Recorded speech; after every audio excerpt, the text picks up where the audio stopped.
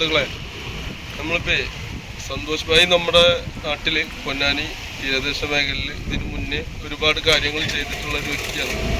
അദ്ദേഹത്തിനോട് കഴിയുന്ന കാശെടുത്ത് മുജീബ് എന്നറിയുന്ന വ്യക്തിക്ക് ഒരു ഓട്ടം സമ്മാനിക്കുകയാണ്. അപ്പം അതിൻ്റെ ഭാഗമായിട്ട് നമ്മൾ തങ്ങൾ ഇവിടെ വന്നിട്ടുണ്ട്. ബഹുമാനരെ, ഞാൻ ഫൈസൽ ബാഫിക്ക് തങ്ങൾ. ഞങ്ങളിപ്പോൾ പൊന്നാനിയിൽ ഈശ്വരമംഗലം എന്ന ഭാഗത്താണുള്ളത്. വളരെ സന്തോഷം നിറഞ്ഞ ഒരു പരിപാടിയിലാണ് പങ്കെടുത്തുകൊണ്ടിരിക്കുന്നത്. എൻ്റെ കൂടെയുള്ളത് ബഹുമാനപ്പെട്ട സന്തോഷ് പണ്ഡിറ്റ്. ഞങ്ങൾക്ക് എല്ലാവർക്കും അറിയാം, സോഷ്യൽ വർക്കറായിട്ടും പല രീതിയിലുള്ള സിനിമാ പ്രവർത്തനങ്ങളും മറ്റുള്ള രീതിയിലൊക്കെ വലിയ ഫെയിമാണെന്ന് എല്ലാവർക്കും അറിയാം. പക്ഷേ തൻ്റെ എളിയ ജീവിതത്തിൽ ഒരുപാട് സോഷ്യൽ വർക്ക് ചെയ്യുന്ന വ്യക്തിത്വമാണ്. നമ്മളൊക്കെ അറിയുന്ന കാര്യമാണ്. ഒരുപാട് ആളുകൾക്ക് അദ്ദേഹം കൊടുക്കുന്നുണ്ട്. ഈ കൊടുക്കുന്ന സാമ്പത്തികം സത്യം പറഞ്ഞു കഴിഞ്ഞാൽ അദ്ദേഹത്തിന് കിട്ടുന്ന വരുമാനത്തിൽ നിന്നും എവിടെയെങ്കിലും അറിയപ്പെടുന്ന അർഹതപ്പെട്ട ആളുകൾക്ക് വല്ല യൂട്യൂബിലൂടെ കിട്ടുന്ന വരുമാനവും മറ്റുള്ള എന്തെങ്കിലും കിട്ടുന്ന വരുമാനമൊക്കെ താൻ മറ്റുള്ള പാവപ്പെട്ട ആളുകൾക്ക് ഒരു ജീവൻ രക്ഷപ്പെടുന്നതിന് വേണ്ടി, ഒരു കുടുംബം രക്ഷപ്പെടുന്നതിന് വേണ്ടി അദ്ദേഹത്തിൻ്റെ ഫണ്ട് ചെലവാക്കുന്ന ഒരു സമ്പ്രദായം നമ്മൾ കണ്ടുവരികയാണ്.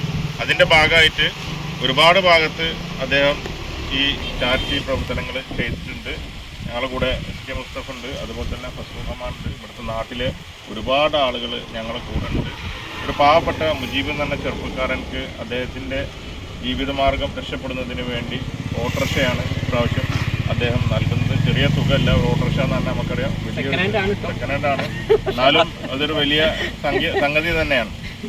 എന്തായാലും ഇതിനു വേണ്ടി പൊന്നാനിയിൽ എത്തിച്ചേർന്ന ഇദ്ദേഹത്തെ ഞങ്ങൾ അഭിനന്ദിക്കുകയാണ്. ആ ദൈവം അതിൻ്റെ പ്രതിഫലം അദ്ദേഹത്തിന് നൽകട്ടെ എന്ന് ആത്മാർത്ഥമായി പ്രാർത്ഥിക്കുകയാണ്. ഇനിയും ഒരുപാട് ആളുകൾക്ക് ഇതുപോലെ ചെയ്യാൻ സാധിക്കട്ടെ എന്ന് പ്രാർത്ഥിക്കുകയാണ്. എല്ലാവിധ ഭാവങ്ങളും നേരുന്നു. ഒരു സന്തോഷമാണ്. കാരണം വെച്ചാൽ ഒരുപാട് ആളോട് പറഞ്ഞിട്ട് ഒന്നും ശരിയായിട്ടില്ല. സാറിന് കിട്ടി. പിന്നതാണ് നമ്മുടെ സുഹൃത്താണ്, നമ്മുടെ ക്ലാസ്മേറ്റുമാണ്. അതൊരു നല്ലൊരു കാര്യമാണ് ചെയ്ത് തന്നിരിക്കുന്നത്. കാരണം നമുക്ക് 6 മക്കളാണ്. ഞാൻ പുറമെ താമസിക്കുന്നത്. അപ്പോൾ സാറിനോട് പറഞ്ഞ കാരണം ഇതൊരു വണ്ടി വിശദമായിട്ട് എനിക്ക് കിട്ടി. ഇഷ്ടമുള്ള വണ്ടി ഇഷ്ടപ്പെട്ട വണ്ടി ഇഷ്ടപ്പെട്ടു. എന്താണ് നിങ്ങൾക്ക് വീടില്ല? അദ്ദേഹം പുറമ്പോക്ക് ഭൂമിയിലാണ് ജീവിക്കുന്നത്. എന്താ വീടില്ലാത്ത? വീടില്ല. അല്ലേ? വണ്ടിയൊക്കെ ഓടിക്കുമ്പോൾ വളരെ ശ്രദ്ധിക്കുക. 1 മിനിറ്റ് 2 മിനിറ്റ് ലാഭിച്ചിട്ട് കുട്ടികൾ ഉണ്ടാക്കരുത് അല്ലേ? പ്രത്യേകിച്ച് ഒരു ഡബിൾ കെയർ അല്ലേ? നമ്മുടെ എന്തെങ്കിലും ഒരു ഇത് വന്നിട്ട് നാളെ ഒരാൾ എന്നെ ഇങ്ങോട്ട് ഫോൺ ചെയ്തിട്ട് കൊടുത്തൊരു വണ്ടിയിലുണ്ടല്ലോ അല്ലേ? അങ്ങനെ ഞാൻ കേൾക്കാൻ ഇടവരുത്തരുത്.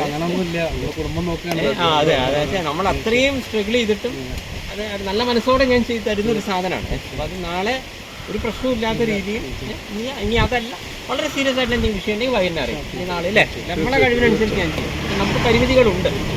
അപ്പോൾ എല്ലാവിധ ആശംസിച്ചു. നമുക്ക് പരിമിതികളുണ്ടല്ലോ. എനിക്ക് എൻ്റെ വരുമാനത്തിനല്ലേ ചെയ്യാൻ പറ്റും. വർഷത്തിലൊരു സിനിമയാണ്, അപ്പോൾ അതിപ്പോൾ കിട്ടുന്ന എനിക്ക് പരിചയമുണ്ട്. പക്ഷെ ഞാൻ കഴിയുന്ന ഒരാൾക്കൊരു പൈസ കൊടുക്കാറില്ല. ഒന്നുകിൽ കുട്ടികളെ പഠിപ്പിക്കുക, അതല്ലെങ്കിൽ ഇതേപോലെ മെറ്റീരിയൽസ് കൊടുക്കുക. അതായത് ഞാൻ ഉദ്ദേശിക്കുന്ന ഒരാൾ ജോലി ചെയ്ത് ജീവിക്കുക. പക്ഷെ ക്ഷണം സ്വീകരിച്ച് വന്ന തങ്ങളെടുക്കാനുള്ള എല്ലാവരോടും ഞാൻ നന്ദി പറയുകയാണ്. ഞങ്ങൾ ഇവർക്കൊരു അത് കൈമാറ്റം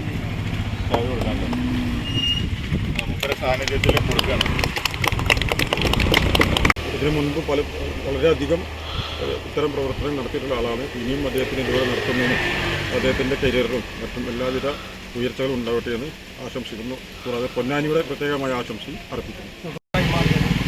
നമുക്കറിയാം, പ്രയാസപ്പെടുന്ന ആളുകളെ മനസ്സിലാക്കിക്കൊണ്ട് അദ്ദേഹം കേരളത്തിൽ മുഴുവൻ ജില്ലകളിലും അദ്ദേഹത്തിൻ്റെ പ്രവർത്തനം ഉണ്ടെന്നാണ് മനസ്സിലാക്കുന്നത്. അപ്പോൾ അതുകൊണ്ട് തന്നെ ഇത്തരത്തിലുള്ള പ്രവർത്തനമായിട്ട് മുന്നോട്ട് പോകാൻ അദ്ദേഹത്തിന് ദൈവം ആയുരാരോഗ്യ സൗഖ്യം നൽകട്ടെ എന്നും കൂടുതൽ സാമ്പത്തികമായ മെച്ചപ്പെട്ട രീതിയിൽ അദ്ദേഹത്തിൻ്റെ കരിയർ ഉണ്ടാവട്ടെ എന്നും ആത്മാർത്ഥമായി പ്രാർത്ഥിക്കുന്നു. അതേപോലെ എന്തെങ്കിലും അത്യാവശ്യം ഉണ്ടെങ്കിൽ